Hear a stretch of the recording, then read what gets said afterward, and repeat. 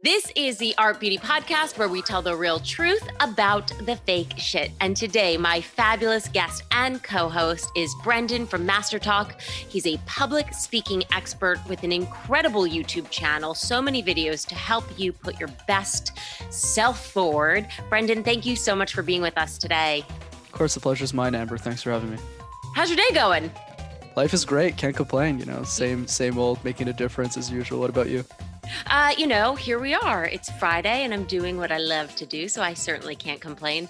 Now, you're in Montreal, is it? You got it. Based in Montreal. I love Montreal. I miss there. Is it cold already?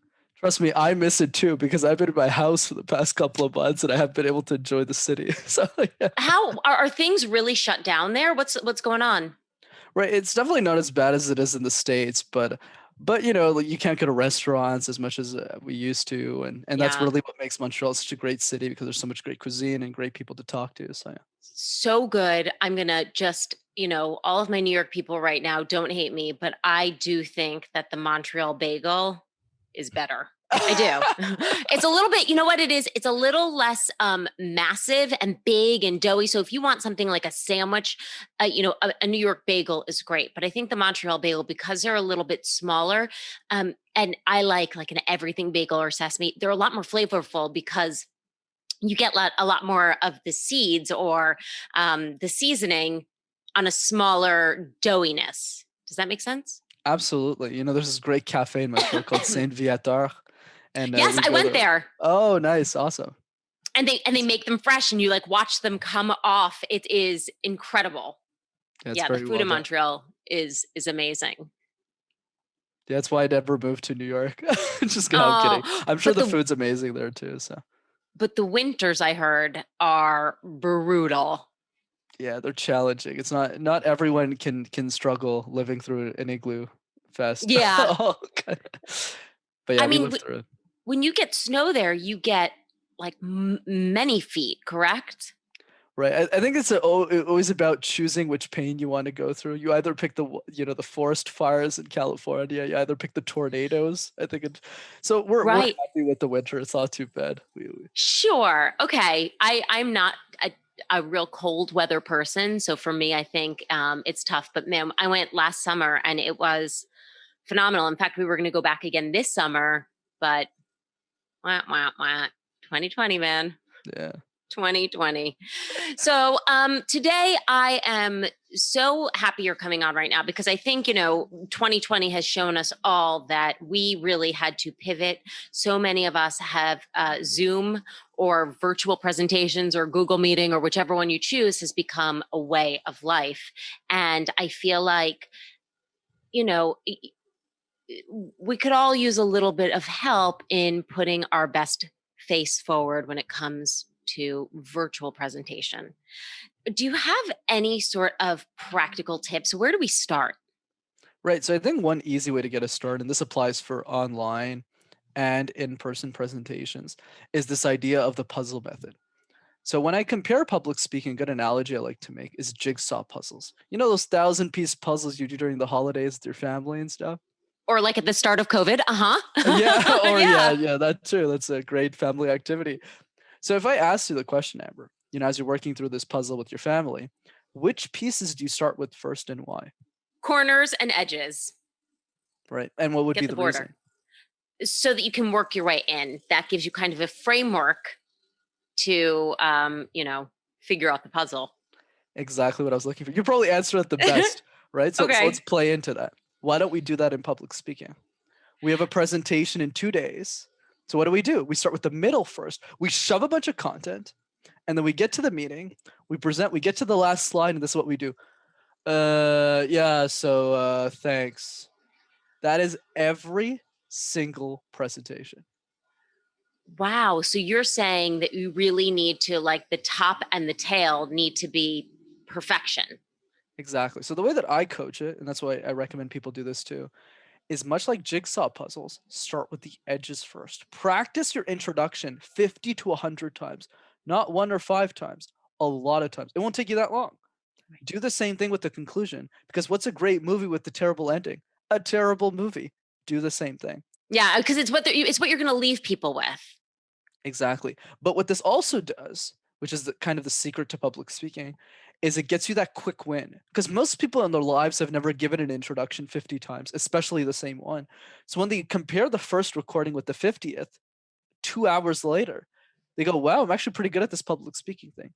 And much like jigsaw puzzles, who wants to do 1,000-piece puzzle on their own? Work Right. with a team, do it with your family. Even today, as a professional speaker, I never practice alone. And I Okay. don't pay anyone else to do this. I just got a bunch of friends who kind of look at my presentations, make it enjoyable so that you can master the public speaking puzzle. So now when you're talking about, really focusing on the introduction, the outward, or working from these edges, what exactly do you mean by that? Absolutely. So I'm happy to expand. So once again, this is highly dependent on what your idea is and what you want to share with the world. But let's break it through a general framework. So going of thinking about this is the first question for your whole presentation, which is your key idea. And the way Right. that you figure out your key idea is through the following scenario. Let's say, and let's assume it's your most important presentation ever that summarizes everything. So in your last presentation ever, and after you present, you're gone. It's pretty morbid, but hear me out. And in that presentation, you could talk for as long as you want, 5 minutes, 5 hours. The length is up to you. But your audience will not remember your name, your title, or quite frankly, your content, but they'll remember one sentence. What do you want the sentence to be? Right. For me, it's pretty simple, right? I can talk about a bunch of stuff for many hours on public speaking, but the big key message to my life and my work is that my goal is to convince you that you can do it. Because if I convince you can Mm. do it, you'll do everything else. You'll watch the videos, you'll watch podcast episodes like this, and you'll take action. So, from that one sentence, the next question we had to ask ourselves, going back to what your point about the introduction and the conclusion, is what is the best way of defending that sentence? So, for Mm. me, when I started, and to be frank, I had a lot of insecurities when I started my speaking practice because I was 22, right? What executive is going to listen to me? So I was gloating about all my clients and my lists until I met a 6-year-old girl and she looked at me and she went, "What's a CEO?" And I just Right. realized, right, I should probably change my outcome. So now when I start my keynotes, I always start with the personal story and how much I struggled with communication to convince everyone else. So just give people the short story here. Growing up in Montreal, I went to French school because I needed Right. to learn the language. So obviously I'm thankful of that. But my whole life, I had to present in a language I didn't know. So if I Right. can master public speaking, you can too. So the way this ties back to the intro is now that you know your key ideas, in your case, Amber, it's probably your podcast. How do you think about the definition of beauty and what you're trying to achieve with the show to other people who are listening? And then from that, you have to ask yourself, what is the introduction that is able to defend my key idea in the most creative way? Does that make more Hmm. sense? Absolutely. Absolutely. And now, you mentioned something, whether you're talking for 5 minutes or 5 hours. When it comes to virtual presentations, do you find that shorter is better? Right. So the way that I think about it is I try and avoid rules like, oh, you need to speak for 7 minutes or you need to speak for Mm. 70. But what I do recommend is, and we'll get into virtuals, this idea of having one keynote that you can present through multiple versions of time. So let's say I have a standard 1 hour keynote that I've probably presented hundreds of times, Right. but I've presented that keynote in 2 hours, in 45 minutes, in 10 minutes, in 7 minutes, Right. etc. So what you want to do is, depending on the time that you're loaded, you want to maximize that as much as possible. So in this podcast, I might have 30 minutes, and another one I might have 2 hours. So I want to add as much value. And if you only have 10 minutes sometimes, you want to front load all of your best stuff before your time runs out. Right. Okay. That's a fair thing. I mean, I find that, you know, for many of us, let's take a public speaking presentation aside. So, if you're asked to present something at work, that's going to be different. But just in general, if you are on Zoom calls with your boss, with your team, doing something like a podcast, I do believe that you do want to keep in mind that most people have a relatively short attention span, so that it's not a bad idea to, look at what you're trying to say and try to condense it as much as possible. Right. No, absolutely. And I Yeah. agree with you, Amber. So just to make this more tangible for the audience, one question you can ask yourself to do that is the following: ask somebody who's giving you feedback and say this. if there was one part of my presentation or what I just said that you would remove, what would you remove and why? Right. So that way you know immediately what sticks and what doesn't. And if you do the same presentation again, that's my secret to public speaking is pick one topic Mm-hmm. outside of work, or else because you're always changing topics if you're an executive at a company or something. But if you're a podcast host or you're a business owner, your mission doesn't really change. Your Right. personal story doesn't change. You're the same person. You're building the same thing. So that way you're building one presentation and then you're making that topic better and better over time and making it more succinct. And then through that topic, you learn how to be more succinct in every area of life. I love this advice. What do you think now in terms of practical tips? So, do you have any advice for people? I'm going to start off. I'll kick off one.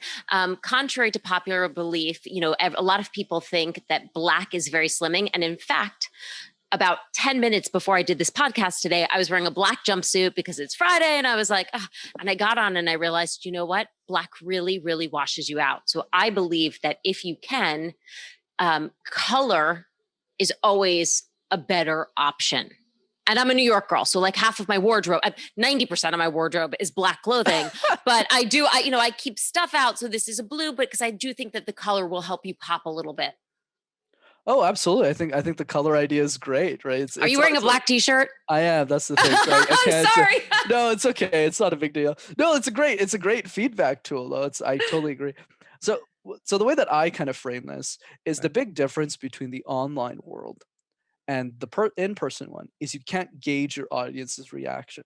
Right. So let's say I'm in New York and I'm giving you, your family, your company, your group of friends a workshop, right? And I say a joke.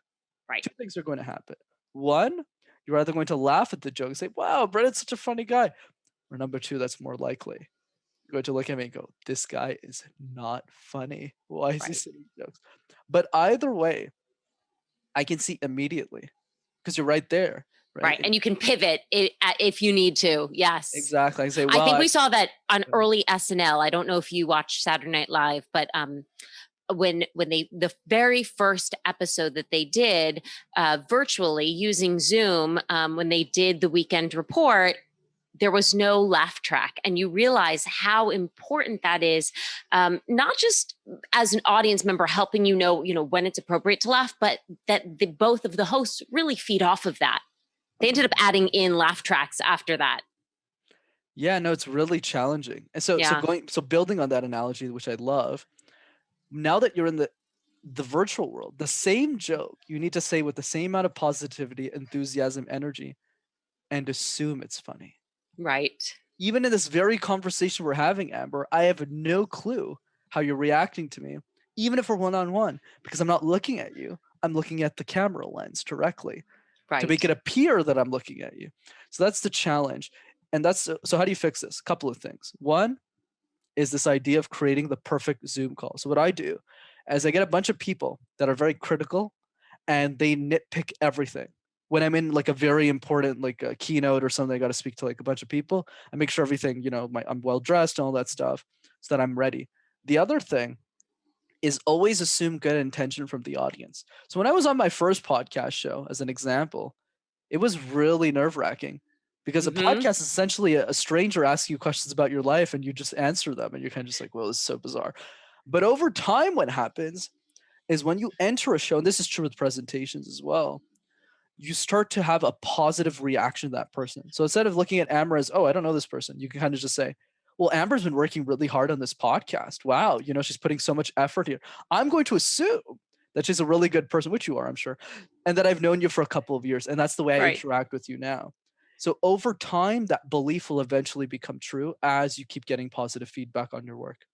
I love that. And you're right. Generally, if somebody's tuning into you virtually, my husband works in television production, and one of the tips that he Cool. taught me was, remember, when you're doing something like this, you might be broadcasting to millions of people, but at the end of the day, you're really speaking to one person. There's one person that you're trying to connect with, times a million, you hope, but really you're speaking to one person who's probably in the comfort of their own home. Maybe they're at the office, maybe they're at the gym. Um, but if they're tuning into you, just like you said, it's probably a positive reason. they're there because they want to be. And especially when it comes to podcasting, one of the things I learned is like, it's a very highly attentive audience. I completely agree, and your husband is absolutely right. Right. And this idea of how do we humanize the digital experience, right? How do we create that feeling that we are talking to real people, we are making an impact when we never see, hear, or notice them. So the Right. recommendation I give, especially for creators, for people who have real important ideas to share, which is probably most people listening, is do the thing that most people don't, which is have 5 to 10 long dinners or virtual conversations with people in your fan base. I think more people should be doing that. And all you do during the hour is you just ask them, why do you listen to my show? What do you like about the show? And Wow. they start pouring their hearts onto, Amber, I was this, this, this. I started listening to your show and now I'm like, I think I'm inspired. And I was like, you write all that stuff down and that it will be a constant reminder of what you're actually trying to do. So if I That's use that, amazing. yeah, it's By brilliant. the way, I'm sorry, I'm going to take a little plug here right now. If you're one of these people out there, email me, hello@Art Beauty Podcast, and let's set this up. I love this idea. Yeah, absolutely. So for example, and I can give you with my own personal life, like when I started MasterTalk, I didn't really know who I was doing it for. Where it was just like, okay, the people that I was coaching in university, I was kind of giving them free videos. But I realized over time exactly who I was doing this for. Right? Julia's 16 years old. She's in a high school. She can't afford a speech coach, but she's really ambitious. Right? She wants to be a lawyer. She wants to be a fashion executive, but she's deathly afraid of public speaking. Right. Doesn't like to talk about it, but she is. So one day, it's a Saturday evening, she's done her homework. So she goes on YouTube because that's what she always watches. And one time in her life, she types public speaking tips just to see if something's out there. And what does she find? She finds a bunch of old white dudes who don't know anything about public speaking. So so she looks at that and she says, I'm never going to change. This is not for me unless I make the videos. Right. So notice I'm very clear about who I'm helping. So because of that, I'm writing my content years in advance because I know exactly who I'm making the videos for. Gotcha. So really, really know your audience. It's an important thing. I also want to go back to one thing you said because I thought it's a great tip. You said, "I'm not looking at you. I'm looking at the camera." So actionable advice here. It's really important. I try to do this a lot in my podcast, where you're looking directly at the camera. The person on the other end will feel like you are looking at them. Although in your case, you're also looking at the camera. So we're just staring off into the nothingness right now. But one thing that can really help you do that, I think, is like sometimes put like a post-it note behind it if you've got a computer, or like a little arrow pointing to it, so that you remember where to look. Let's do better actually. Let's put your favorite food there. Put somebody that you love there. It's a lot easier. Oh, oh, okay. I like that. So like Yeah. put like a little picture of like, I don't know, I don't know, your a cookie. family. Yeah, a Levain. cookie. I got it. The next time over to a Levain, I'm just Montreal, a gonna Montreal bagel. or a Montreal bagel. I like that a lot. How about, going off of this, you also said practice. How do we practice our presentations? Is it just going through it 50 to 100 times? Right, that's a great question. So it's this idea of practicing in the right way. So here's an Hmm. analogy we can make that's super easy. Let's say you want to learn piano. It's Right. definitely not the case with me. I'm not very good with instruments, but the I idea of actually just took I had a guitar over oh, here. guitar works too. That's awesome. Yeah. But I took it down, and I'll get back to that point right after as to why I took it down. But yes, keep Right. going. Keep going, Right. So please. so there's two approaches to instruments in general. Let's take piano. You can either take 20 songs, try and figure all of them out. And if you're Mozart, that's going to work. Fortunately for at least me in my case, I'm definitely not Mozart. Or yeah, there you go. And then option two is do one song 20 times, 50 Right. times, 100 times. And that's how you become great. You go to this nice fancy gala in New York, there's a piano there, and you're like, man, I know this one song. So you start playing it, and everyone's like, wow, Amber, Yeah. you're so amazing at the piano. You're like, oh, no big deal. I've played a couple of orchestras, and even if you only know that one song. Yeah. And then you get up and you go get a drink, and people will be like, play this. And you're like, no, no, no, no, no. No, I'm no, no. good. Just a I can taste. I can do that one though. Yeah. I love how you're playing it. This is amazing. But the idea is we need to do that in public speaking. So the issue with most of us listening right now is all of the presentations we've given in our lives, we've only presented it one time. How are we Right. supposed to get better? We're switching content. We're always switching topics. We're worried about what to say. Am I actually getting all the right stuff? So we're not focusing on the delivery. So what you want to do is what I call the repeatable presentation.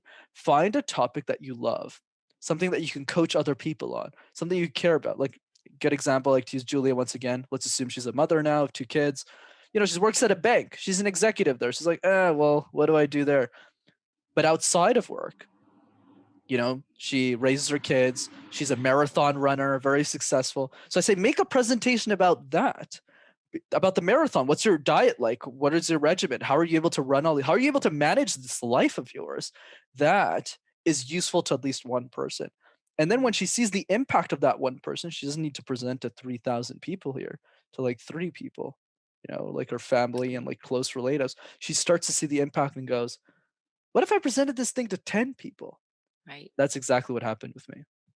Interesting. Very interesting. So I love, we're getting back to again our thesis here, which is at home, you can do this, you can present.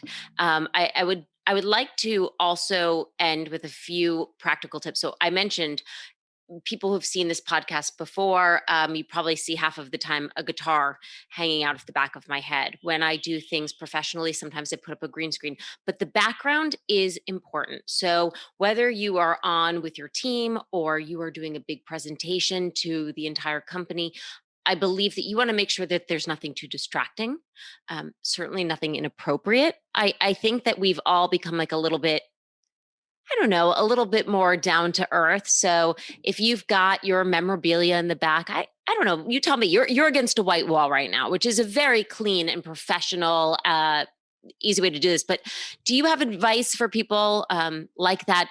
Any thoughts on how to, literally present our best selves?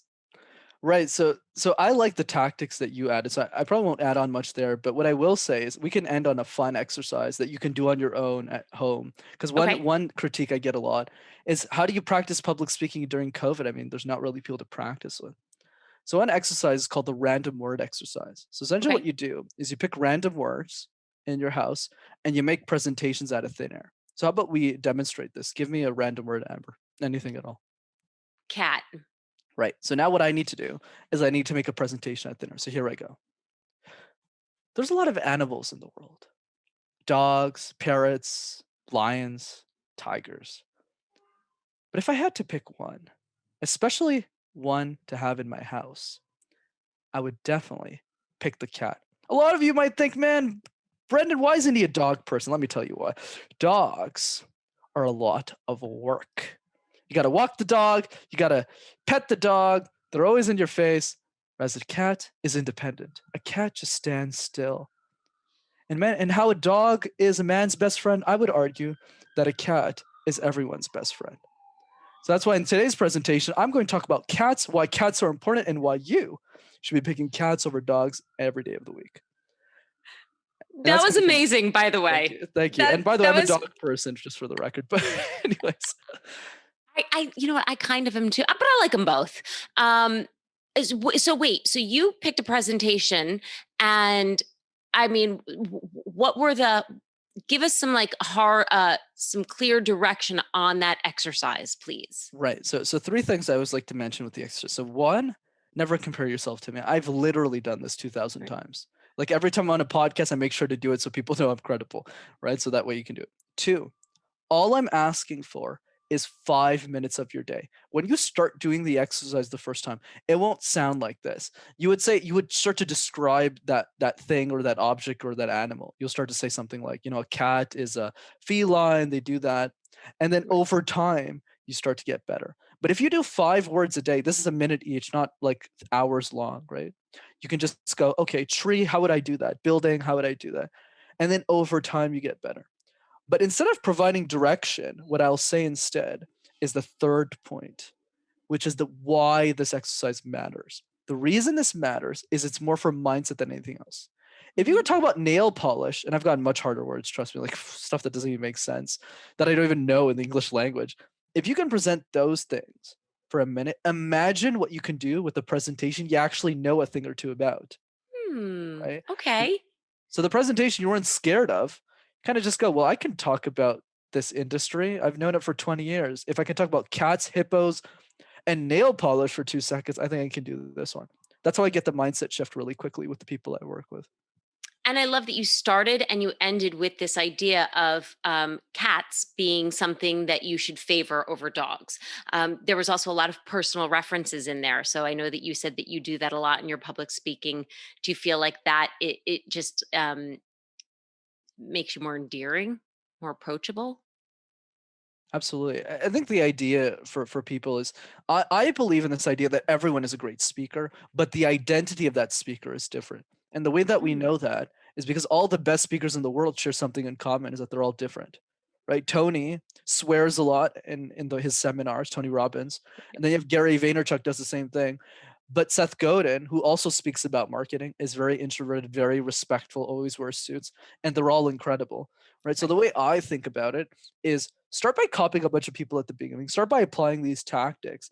And then over time, the random word exercise will look like something completely different to you versus if I did it, versus if Gary did it, or versus if Tony did or anybody else. So that's the message I really want to get across is amplify your own personality onto your audiences. And over time, as you get more confident, that identity will start to show a lot more.